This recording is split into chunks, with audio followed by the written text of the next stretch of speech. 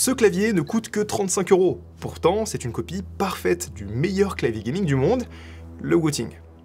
Ça fait maintenant un peu plus d'un mois que j'ai reçu le MAD 60HE pour le tester et savoir s'il est vraiment aussi performant que le Wooting, et honnêtement, c'est choquant ce qu'il arrive à faire pour seulement 35 €. Parce que ce clavier, il n'a pas juste volé tout le design du Wooting 60HE, il a aussi copié toutes les mêmes fonctionnalités avancées, son logiciel et même les performances. Sauf que malgré tout ça, je ne peux vraiment pas vous recommander de l'acheter, déjà parce qu'il a plein de petits détails qui posent problème, mais surtout, j'ai testé un peu toutes les alternatives pas chères du Wooting, et j'ai trouvé ces 3 claviers qui, eux, sont beaucoup plus intéressants. Cette vidéo est sponsorisée par Surfshark VPN.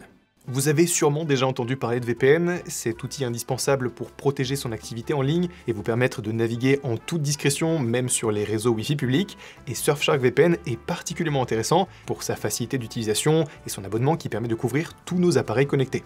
Grâce à leur application, on peut changer virtuellement de pays en se connectant à plus de 3000 serveurs dans 100 pays différents, pour par exemple faire des économies sur nos réservations de vols, d'hôtels, ou accéder à du contenu qui n'est pas disponible en France, sur Netflix, Disney+, Amazon Prime, et plein d'autres plateformes de streaming. Moi perso, j'ai installé leur application sur ma télé, et maintenant je peux accéder aux films et séries US facilement depuis mon canapé.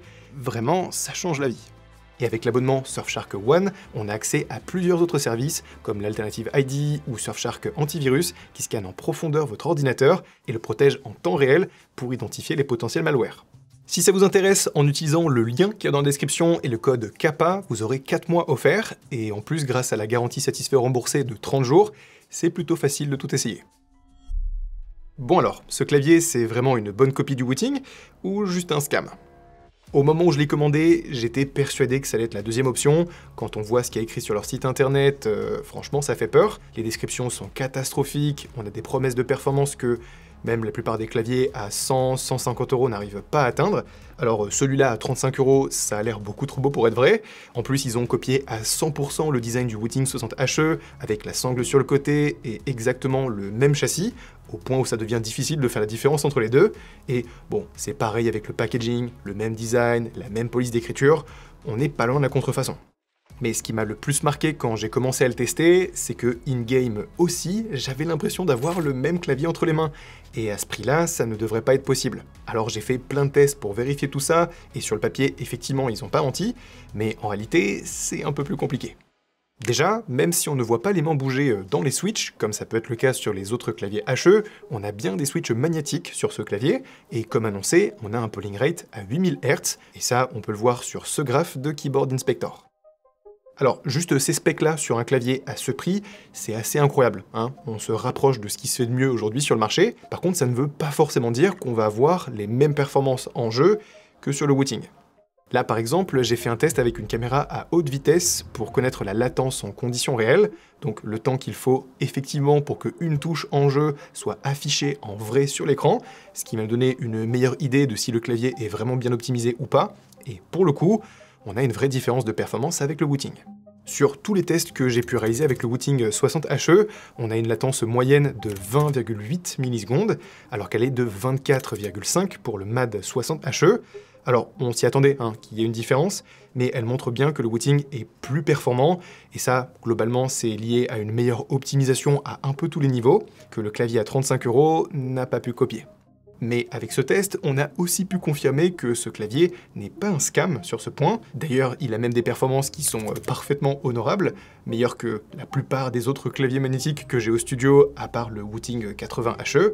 Et cette différence de performance qu'on a trouvée, ça reste 4 millisecondes. Donc, à moins d'être un joueur pro sur CS ou Valo, on ne va pas être capable de faire la différence entre les deux claviers.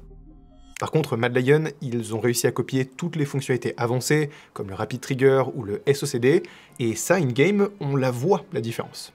Le Rapid Trigger, par exemple, c'est une fonctionnalité qui permet de réactiver une touche dès qu'elle commence à se relever, sans avoir besoin de repasser son point d'activation, ce qui permet d'avoir des inputs plus rapides et globalement de contrôler plus précisément ses mouvements in-game. Pareil pour le SOCD, qui lui permet de carrément corriger nos chevauchements de touches, ou par exemple si on fait un gauche-droite en jeu, quand on appuie sur la touche D, le clavier va automatiquement annuler l'input de la touche Q si on ne l'a pas relâché au bon moment, et ça sur des jeux comme Valorant, Overwatch, etc., ça donne un vrai avantage in-game. Le pire, c'est sur CS, où la mécanique de Counter-Strafe est ultra importante en jeu, et grâce au SOCD, c'est assez facile de le réaliser parfaitement à chaque fois, même pour un débutant, alors qu'il y a des pros qui ont mis des années à maîtriser ça complètement, donc Valve a décidé de ban cette fonctionnalité, considérant que c'était du cheat. Mais du coup, le MAD 60HE, avec cette qualité de construction, ce genre de performance et l'accès à ces fonctionnalités, c'est un clavier exceptionnel pour le prix. Sauf que malgré tout ça, je ne vous recommande pas du tout de l'acheter, parce qu'il y a bien un truc qu'ils n'ont pas réussi à copier sur le Wooting, son logiciel, et ça rend le clavier horrible à utiliser au quotidien. Sur les claviers magnétiques, toutes les fonctionnalités et les performances dont on a parlé tout à l'heure, elles s'activent et se contrôlent directement dans le logiciel, et s'il est aussi mauvais que sur celui du MAD 60HE, alors bon courage. Déjà, quand on le lance pour la première fois, on a un peu peur pour son PC, tout est en chinois à la base, et quand on le fait passer en français, toutes les traductions n'ont plus vraiment de sens, et surtout, il bug énormément.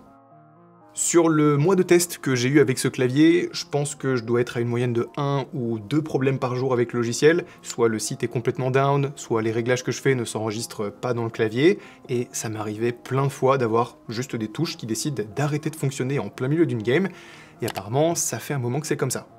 Après, c'est compréhensible, c'est assez difficile de faire un bon logiciel, et ça va être encore plus le cas quand tu vends ton clavier à 35 €. Mais tous ces problèmes, ça le rend désagréable à utiliser au quotidien. Par exemple, quand je ne peux plus changer de profil, et que je reste bloqué en mode ultra sensible à 0,1 mm d'activation, bah c'est super in-game, mais ça devient un enfer dès qu'on commence à l'utiliser pour écrire avec, par exemple, parce que le seul fait d'effleurer la touche d'à côté, ça te fait faire une faute de frappe.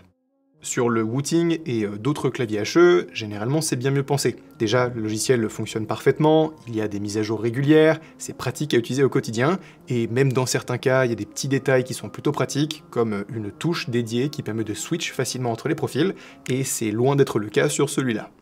Bon, après il y a aussi toutes les raisons éthiques de ne pas acheter un de ces claviers, parce qu'en l'achetant, en fait, on finance une entreprise qui vole littéralement le travail d'une autre, et en plus cette entreprise c'est Wooting, une petite entreprise de passionnés qui essaie de faire avancer le monde des claviers gaming, donc vraiment c'est dommage, et surtout c'est très différent de quand Razer, SteelSeries et d'autres claviers HE s'inspirent de certaines fonctionnalités et technologies créées par Wooting, parce qu'il n'y a pas de brevet dessus, donc ces entreprises elles ont le droit de faire ça.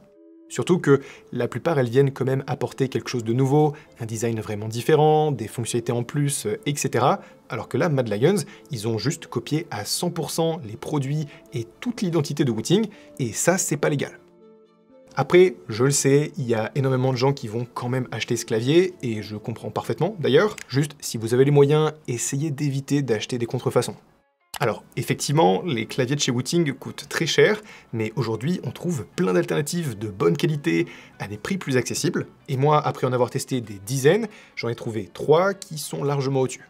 Le premier, c'est celui-là, le M-Chose Ace 60, un clavier qui a un positionnement un peu similaire au MAD 60HE, avec des performances assez incroyables pour 50 €. Déjà, ce clavier, il a des switches magnétiques, ce qui lui permet d'avoir accès aux fonctionnalités comme le Rapid Trigger, le SOCD, etc., à travers un logiciel très simple, mais plutôt bien foutu, avec des profils personnalisés, de bonnes explications, etc. Et pour ce qui est de la qualité de construction, on n'est pas sur un clavier incroyable non plus, hein, c'est du full plastique. Par contre, on n'a pas du tout l'impression d'avoir un clavier cheap entre les mains. D'ailleurs, à la fin de la vidéo, je vous mettrai un test du son de tous ces claviers, comme ça vous pourrez un peu mieux vous rendre compte des différences entre chaque. Et ce clavier, il a un design très simple, mais qui fait le taf, et surtout qui est plus honnête que celui de Mad Lion, parce que celui-là, au moins, il ne vole pas toute la DA de Wooting.